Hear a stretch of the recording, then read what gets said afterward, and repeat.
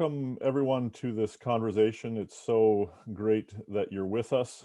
The COVID pandemic might feel that it's over for some in the world.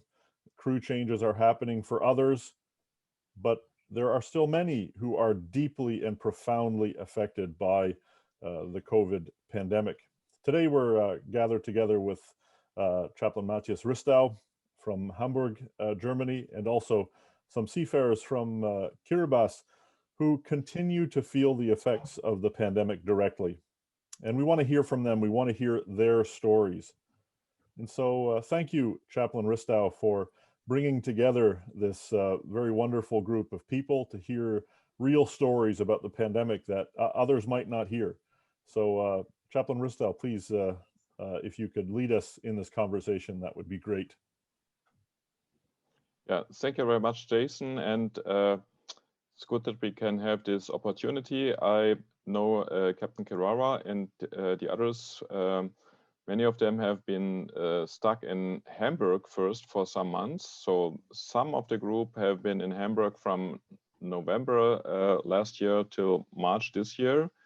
And now they are stuck in Fiji. They were on their way home from here, going by New Zealand and Australia, and then coming to Fiji. And now they are stuck there in Fiji. And they can tell us a little bit about their situation after so many months. And we will begin with the captain, Tekemau Kerara, and then we will ask the others who are in the committee who is organizing the huge group of seafarers there. So, Captain, can you please tell us about your situation when you did arrive, and how many are you, and how is your general situation in the hotel you are staying and waiting and waiting. Thank you, Matthias. We arrived here on the 18th of March from Hamburg. And as you already said, we've been stranded in Hamburg for over 3 months, yeah? Then we stay here from 18 March, quarantined for 2 weeks, and then we're shifted to this apartment after 2 weeks. After the first week, we left the quarantine. The first group from Germany who are before us then have a chance and being repatriated home to Kiribati, but we have to stay with the other lots. But after that, 1 week after quarantine, the virus or the pandemic just arrived in Fiji, and things are getting worse after that. On the 18th of April, after that, 2 weeks afterwards, Fiji received the first cases, and then it's spreading this Delta variant. And we start logging up all our crew inside the Melanesia. Nobody is allowed to go out, and we start getting everybody to cope with the protocols as per the WHO and what we have experienced from Germany and on ships. So the crew were not quite happy about it, but we tried to explain everything. And they were locked since 18th of April until this day in a small compartment. We are piling up people over this hostel, and some are 6 in a room. There are 3, there are 2. And the sickness on this area, well, we are just arriving from a cold climate into a tropical area. The flu are getting and shifting from person to person because we are, as you can see, we are living together as a group. We have, until then, the flu is still here, but we are lucky. It's not the pandemic itself. Since our arrival, we have faced quite some problems, as I think we have getting in touch with you all the time, because our government is not paying some allowances to us, and we have no salary to meet our extra need besides food and accommodation. But thanks to the Deutsche Mission for their continuous support, and they're staying with us through this day. People are already worn out and lost their mind. We have seen in the past people try to sneak out from the area. It's not a big area, and it's about 80 meters by 120 meters. This is the area we are living in, and about 80% of it is full of structure. We don't have enough space to walk around. We are doing our exercise ourselves inside the dining room, and all our activities in the same place because of the area of this premises. After that, people start getting problems with their income to support their families, and they start looking out. Until this day, we have about 4 or 5 crew already left our group and have joined another agency in another city, just close to us, about a 30-minute drive. But the pandemic is everywhere around in Fiji, in Fiji level, which is the main island where we are living in. And the cases are at an average of 1,010 or 1,100 daily. We can see the problem here because since we are locked, we can see the shops are still open, the transport are still open, the people are still walking around under tight rules, but we all know the island way is very different than the Western cultures and ways. Things are a bit slack here. I'm taking this is the kind of the mask you're using, yeah. We are using now, it's closed. And everybody's using it everywhere, and we are using it also here in the hostel. It costs some money, but well, we can wash it more cheap, and we can use it. At least we are all inside. But the island way is very dangerous, and that makes the spread of the virus even a bit more concern to everybody, and they will not stop it. We saw somebody's, they are meeting in place, let's say they walk by, and once they are meeting, they can share the cigarettes, they are shaking hands. Well, this is how friendly the islands are, and they are still maintaining it. It's very difficult for them to change into the new norm.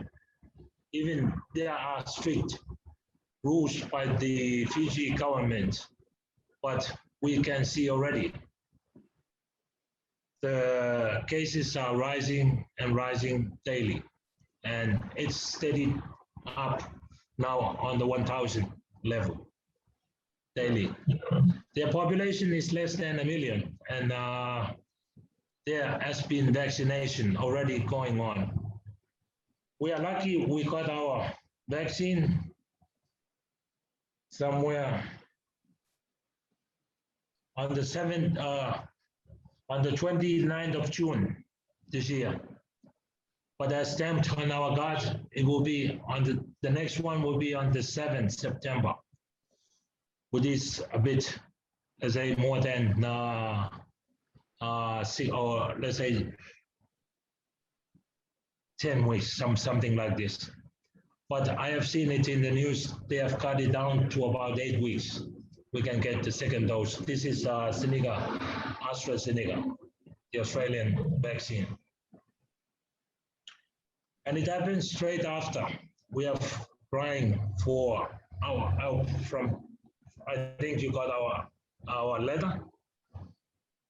And then they start working through it, through the government. Because here in the hostel, even we are still locking everything up. Our stores are coming daily or every 2 days because we cannot store all our meals with 100 plus visitors in this hostel. We are living with only workers, cleaners. The manager is out in, same with the owner and same with our agent daily with this mask. Mm-hmm. We are still prone to infection. And our stores, we try to really take precautions as our protocol ourselves, following all the others guidelines from WHO, the IMO, what has given us in the past, and we try to maintain them. But still, there are things which are quite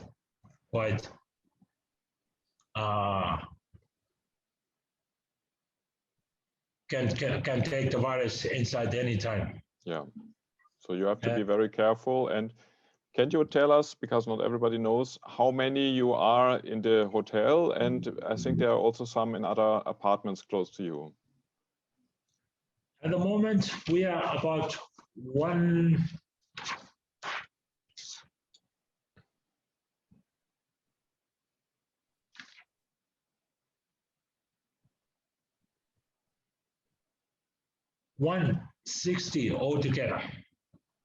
After our colleagues has departed to the other agency, at this time we are 160 altogether.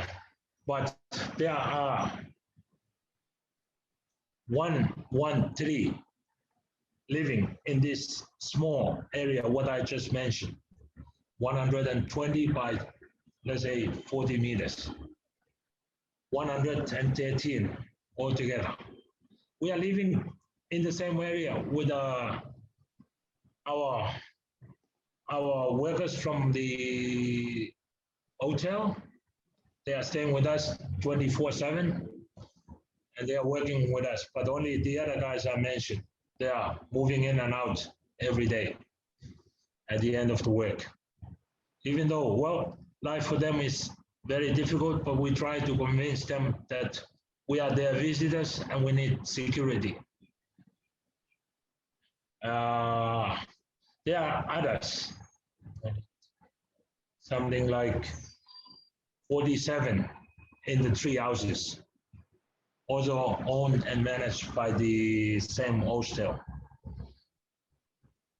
And they were taken care by the security there. They were locked also there. We have the same protocols we have here with them. Everything is strict, and they get their own meals. And if they have their storage for refrigerated food, but it's, let's say, enough for only about 2 days. Same with us. And we try to supply. The hostel has arranged a supply to them, let's say, every 2 weeks. Except they make breakfast themselves, and then the lunch and dinner, they do it themselves. It's quite difficult, even our friends, but we cannot get together. They are on a one household.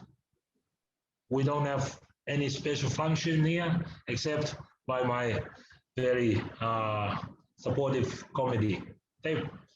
They are doing some entertainment for us. Even things are closed by the Fiji government, but they try to organize, let's say, some small things which our crew is occupied or can be occupied daily. But the hostel, as I said, was very blocked from the road. Even the police are walking by the road, just the road is underneath myself.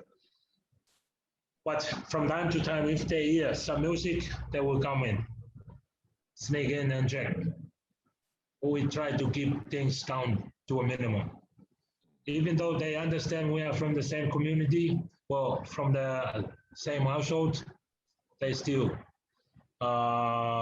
require that these precautions are maintained as it's been taken as a law regulation by the Fiji government, and everything has to be paid fine on the spot. Yeah, so you can't, I know that, and I've seen here in Hamburg that music and dance is very important for your culture and for your well-being, and so you can't have as much music as you would want to have. We never do things what we do in Hamburg, here in the hostel. We just don't have any space, one thing. And the other thing is the noises. And over here, we only can find places like the dining room, with this, we move all the chairs and all everything, and then we put back after we finish one activity. With this, quite allowed for every day, but that's good. At least we have some small space available. Yeah, so it's very, very crowded for you. So we already got now lots of information, and I think Jason has lots of questions, but maybe now we should introduce a little bit more you and then also the others. So maybe you can say, Captain, yeah, that your rank I already said, but how much time you are already stranded. So I got to know you end of December when you arrived to Hamburg, and you helped to manage the group here in the hostel of Hamburg, which at the end was 150 seafarers in the hostel here, and you were managing with the speakers in the group. And now you are, yeah, again, having a big ship under your command, or you have to organize, and also a different ship like the ship here in Hamburg, which is the ship of the hostel and the apartments in Fiji. So maybe you can say a little bit about you yourself, how much time you are a seafarer and how much time you have been away from home now, and then we introduce also the others. Okay, so my name is Kirawa. I started my sea career in 1990 and worked as a rating.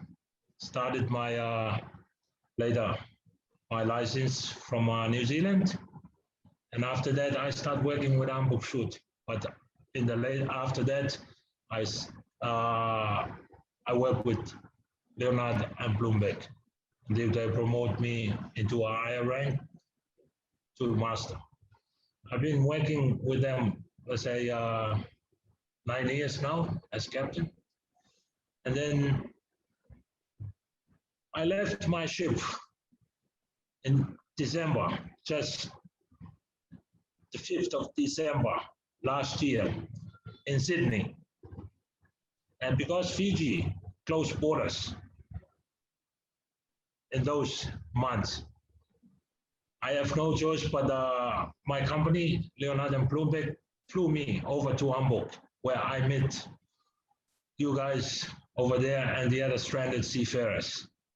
Up until now, I'm already more than 7 months away from home, stranded, and 22 months being away from my family. as you already mentioned, I'm taking care of this stranded crew in Fiji. Things are a bit hard here because people are not used to this norm, and there are people who really they are not really aware of everything, and they like what they like, especially the youngsters, and they like to do what they really need. Sometimes they are naughty, sometimes they are against, but with a great help from the committees, everything is being well managed. Thanks. And the support from Hamburg. Really appreciate everything. Things are a much better situation without you guys. Thank you, Captain. And I would like to ask also the others to say something about them. Maybe we can continue with Dodo. Okay, good morning again and good evening from your place. So yes, my real name is Kopenebe, but I use as Mr. Dodo.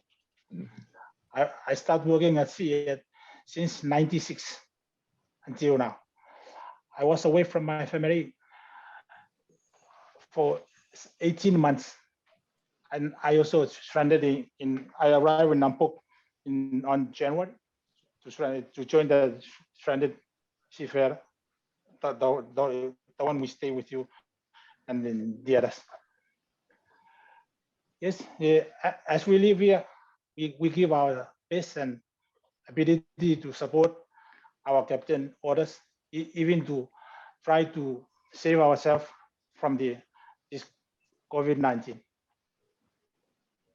Yes, we know that we are very stressed. We like to see our families, but how can we do?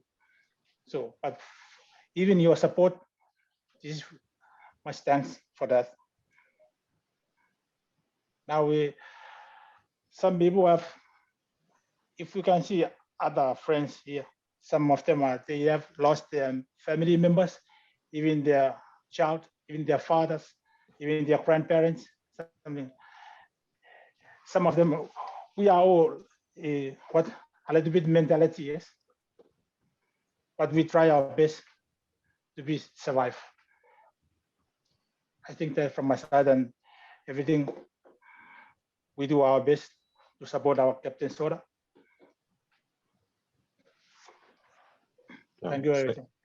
Thank you very much. And then maybe Tamvara can continue.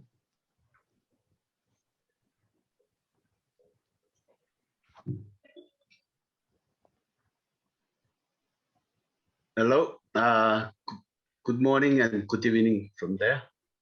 And nice to meet you, Matches. I always saw your, I think you don't know me. I'm from the other company. I was stranded in the Belgium. Oh. I was staying there. Once I finished my contract, I was relieved and then stayed there for more than 2 months. And then later on, I will come and join here in the Fiji with our captain, Mr. Clow. I was starting my career in 2006. And then until now, I'm still working as a seafarer.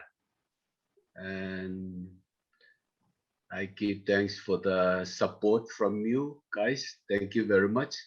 And then I give thanks also to our captain. He make strict, rules here, but you know what to do. We have to follow him, and then that's the order from him. So every guy here is like desperate and then fed up. So that's what he mentioned. Some of the guys they run away, over fence, and then after that the captain took them and then put in the quarantine for more than 2 weeks, and then after that they will join the group again. Because of that. So everyone here want to see, and they are desperate. They want to see their family. Like what Toto mentioned, some of them they pass away. While we are waiting here. Some of them they lost their mother and father. I have also one of my crew member. He lost his father last week, and then I can tell him that he's he's very sad, and he's crying. Then what to do. We have no way to go back. So, but thank you very much, guys. Thank you for your support, and we appreciate everything what you've done for us while we're staying here. Thank you very much. Thank you. You're welcome, and we don't want to let you alone, and try to do what you can. Thank you for your statement also, and then we will hear also Nomira.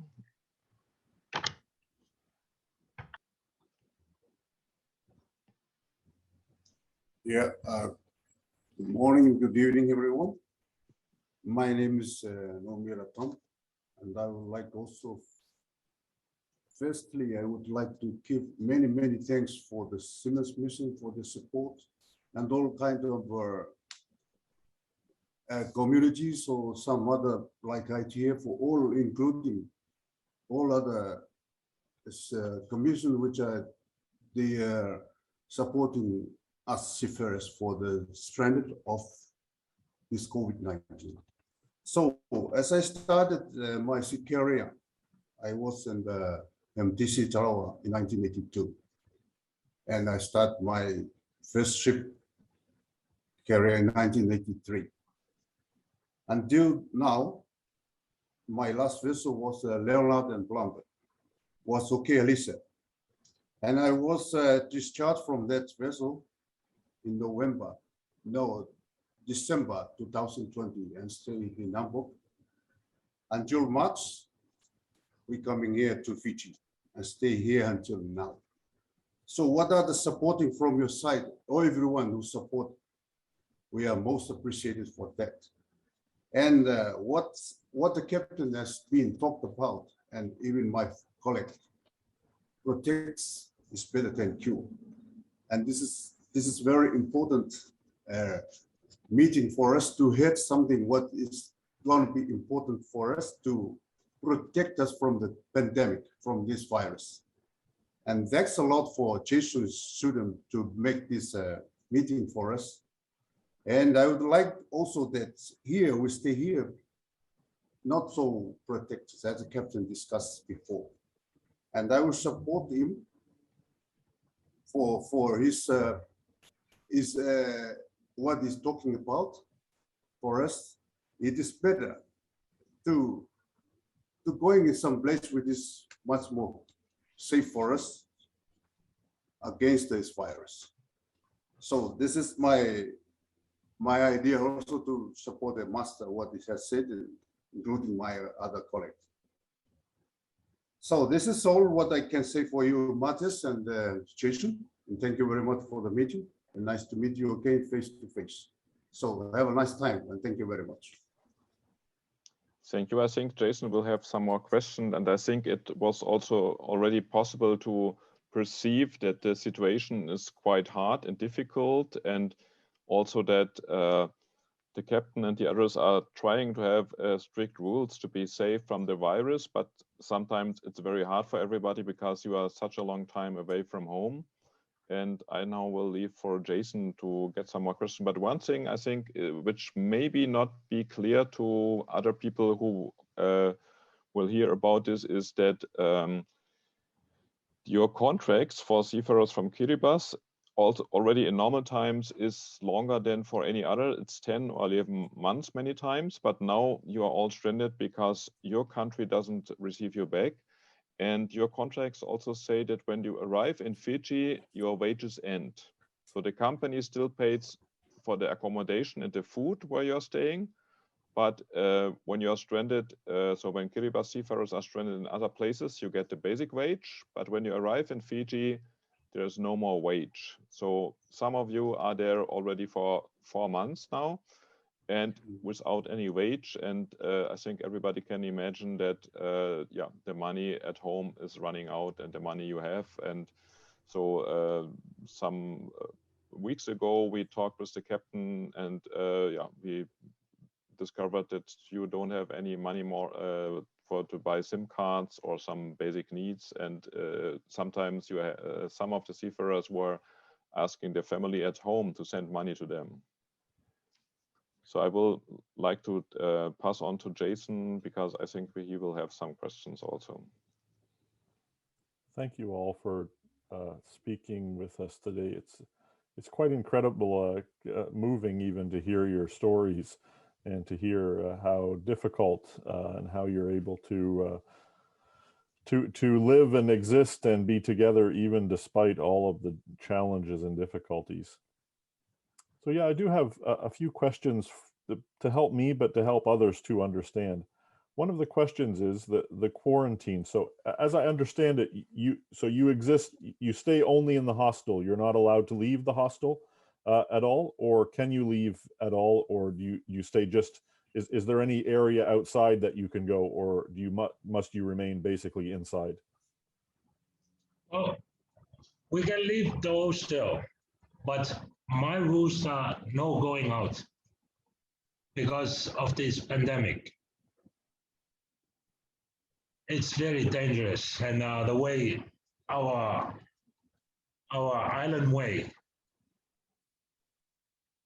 how to interact with others is very dangerous, and we are prone to infection anytime once we are out. And you never know, once somebody is going out, well, you never know what he is doing. So it means no going out. So Jason, you have to know that in Fiji, it would be allowed that they could go out, but they are together. It's a huge group in a very tight place. So they are very close to each other. So if anybody goes out and gets the virus, it will spread super fast in the group. There were some student accommodations, or there are some student accommodations of students from Kiribati and Fiji, where the virus is spreading also very fast. So it's a rule imposed by the group, by the captain, to maintain the safety of the group, because they are living so close together as a huge group. As I heard it as well, do I understand you have committees or groups to help organize? Can you explain how the committee works, or how it's organized? I took all my senior crew members, especially the bosun, who are quite experienced, and they know how to carry out orders. They are also keeping an eye, or they are taking a watch on the gate, looking over the deliveries, and they are organizing activities to make sure that our crew are occupied and have some fun, sometimes or every day. And they are looking over, also helping in the kitchen, preparing meals, because we have only a small staff. They are not the old hostel is not used to this visitors in the past, and their employees is only about, I would say, less than 10 working here.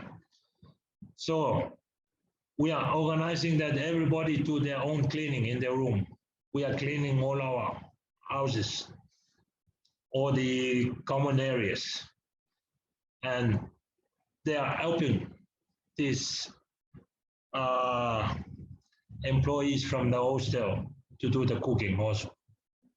So we have 2 cooks, and they are from time to 3 times a week. They are in taking over the cooking, that we get what we can or what we are used to eat on the island, if it is our place. But everything is not like normal on the when we stay at home, because we don't get this kind of fish here. We don't get this kind of vegetable here.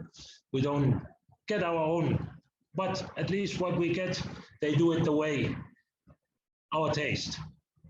We are also quite happy that the cooks and the boys are giving their times and they are willing to do it for nothing, for everybody.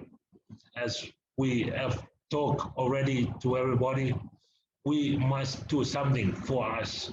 And we never mind if it is we are not paid. If these jobs are supposed to be paid by the hostel and they have no staff, better we protect ourselves. We cannot get more helps from from their side. We don't like anybody to come in and out.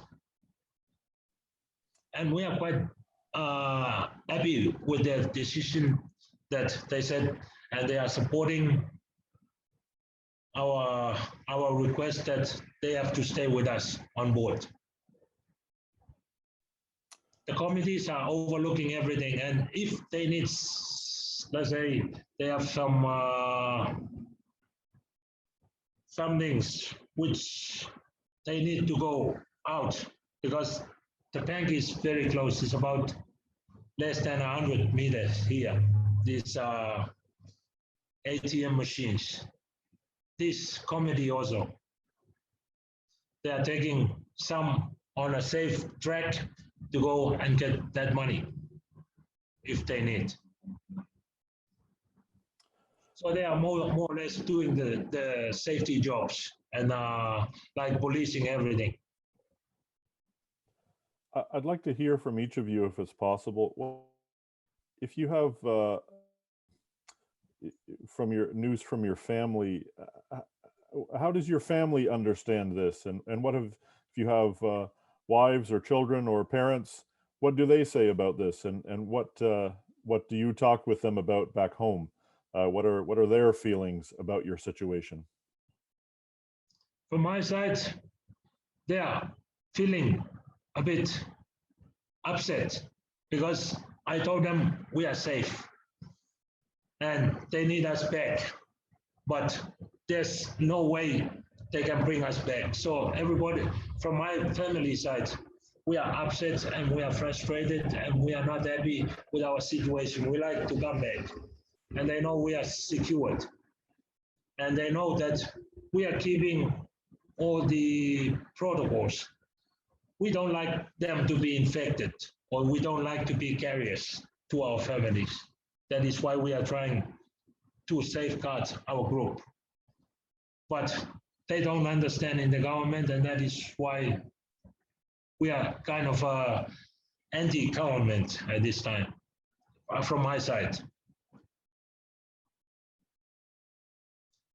The other guys, they will talk themselves, but they know, well, as a family, we are not used to this long separation. It's really more than what we are used to, and we miss each other. Like talking on chats like this, it's not like being with them. It's just a different view. Yeah, maybe Toto can continue.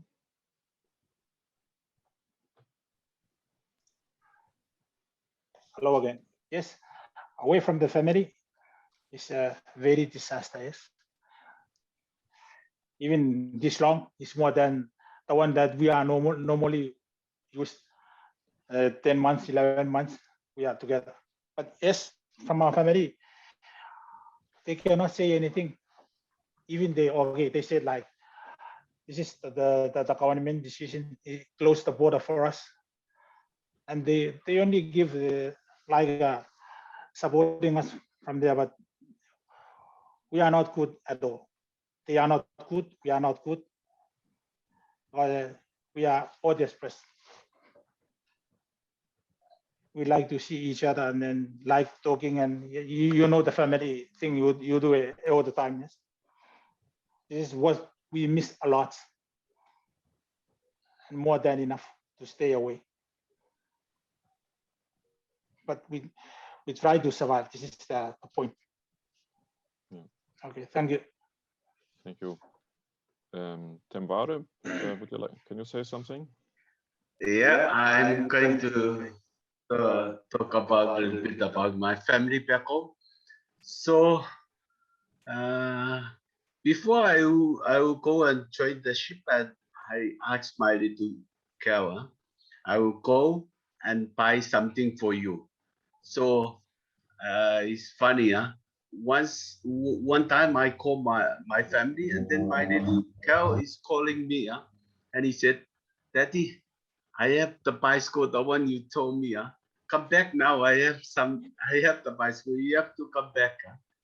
But it's very sad, You know, most of the time I switch off my connection, because once I connect with the internet, they calling me, and then they always calling, "Dad, when are you come back? You told me you come back, like during my birthday, you are not coming back."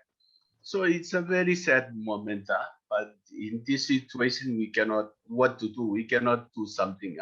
We just, telling lies that we have, waiting for the plane. I always ask them, if you saw the plane, that's the plane I'm going. And then most of the time when the plane, they hear, in the island, you can hear the noise from the plane, and then they go out, and then once I connect with the internet, and then they told me, "You said you coming back in the plane," and then even though the local plane, the one we use in the island, they told me, that maybe I already in the airport, and then it's very sad. Yeah, it's very sad. That's the feeling from my side and my family. They are desperate, especially your kids. They always want to see you, and and that's all from my side. It's sad situation. Thank you. Thank you, Tembare. And Nomeda?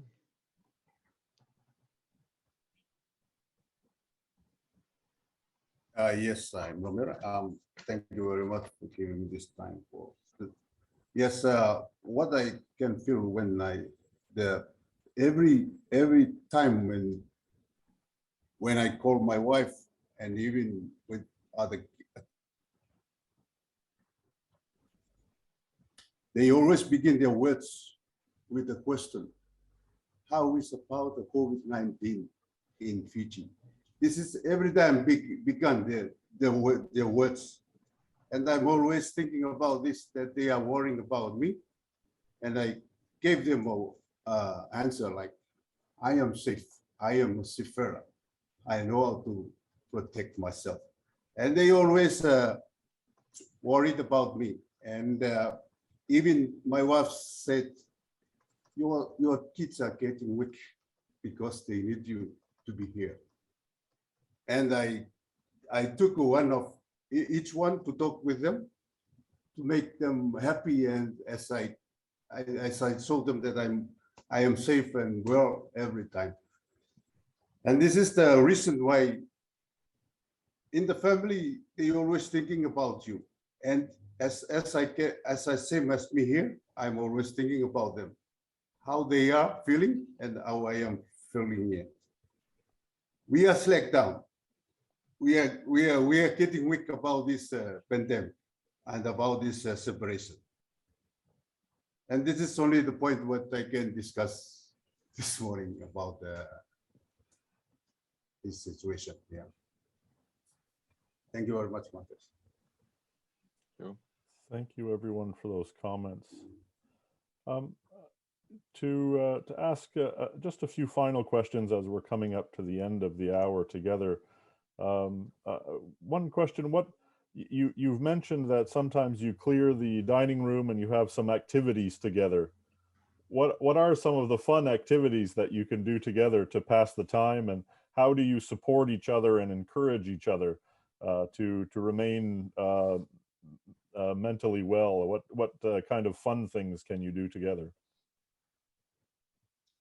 Well, I think they know it. They're quite good in making activities. A tug of war, we have like playing on the. It's a group game.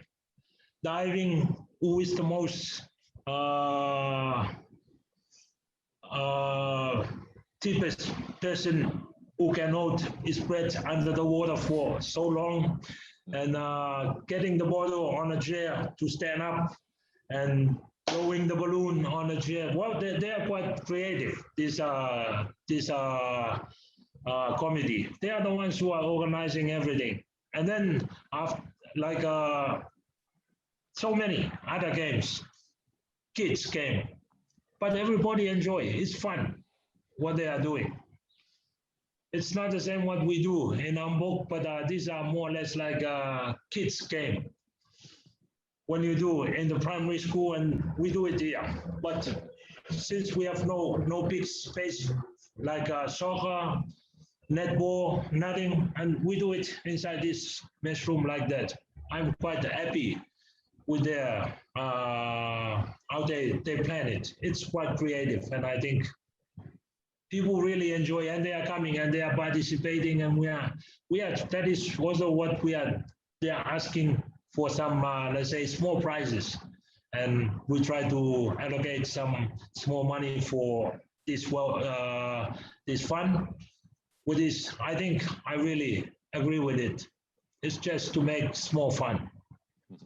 And then we have table tennis, pool, they're still ongoing, and they also have some small games there. Because those are the only games. We have pool and table tennis, apart from our exercise. And the others, the ones they make, like, we are really like kids, what they are making us. My last question, maybe one of the most important things. What can we do for you, and what message do you have that maybe we can help you send to the government in Kiribati? What is it that we can perhaps do for you to help your situation? Our message is that because we are, as a team, being cared and protected ourselves, not like other people. We like to get back home as quickly as possible, or to get away from this area, Fiji, because of these high cases daily, which we are quite afraid of. Either we are moving out from here to somewhere in order to get back to Kiribati.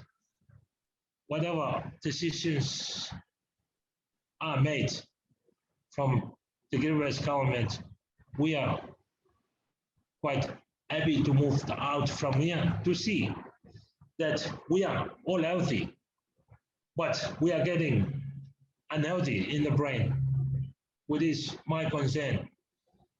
We did mention that some of our seafarers here have lost their wives. They are gone to another man. And this is what is not mentioned. But I have heard and I have counseled some who have been in this situation, which is quite hard. And we need to move out as quickly as possible to get home, to reach home, to avoid any complicated effect on each of our seafarers. Thank you so much for telling us about this. We're coming up now just to the end of our hour, and I'm wondering, Matthias, if you have any last words or last ideas, reactions to anything that was said that you might like to add at this time before we close our time together. Yeah, it's in one way very nice and wonderful to meet you all, and on the other hand, yeah, I am feeling so much that I would like to be there with you or to get you out of the situation. Of course, we are praying and hoping all days that in some way the government in Kiribati changes its mind, or I don't know what has to happen, that they understand that they have to bring you back, and that there is a way to bring you back in a safe way with a quarantine in Australia or someplace. And I think we have to find a way, if it's not possible to bring you to Kiribati, to bring you at least for some time to a better place, because it's so crowded there, and we can feel how desperate is your situation. So I want to send you a message of hope that we are with you and praying for you. And many people here in Hamburg keep asking for you, because many of you have been here, and we are trying what we can do for you to get you out of the situation. Well, thank you, Matthias. And it's wonderful to know the Deutsche Seemannsmission and all the other missions to seafarers and others who have helped in the various situations around the world. Well, I'm glad to have met you. I wish I could meet in person. I would hope to hear from you again, and I hope that the situation is solved as soon as possible. I will be taking the message I've heard today and passing it on to the people I'm on committees with. I'm on committees with many in the international community, and I'll make sure that your message gets to them. I hope that that bears fruit, but just know that I'm here and would be happy to continue to work with you and happy to continue to work alongside Pastor Matthias in this situation. Thank you, everyone, and thank you for being with us.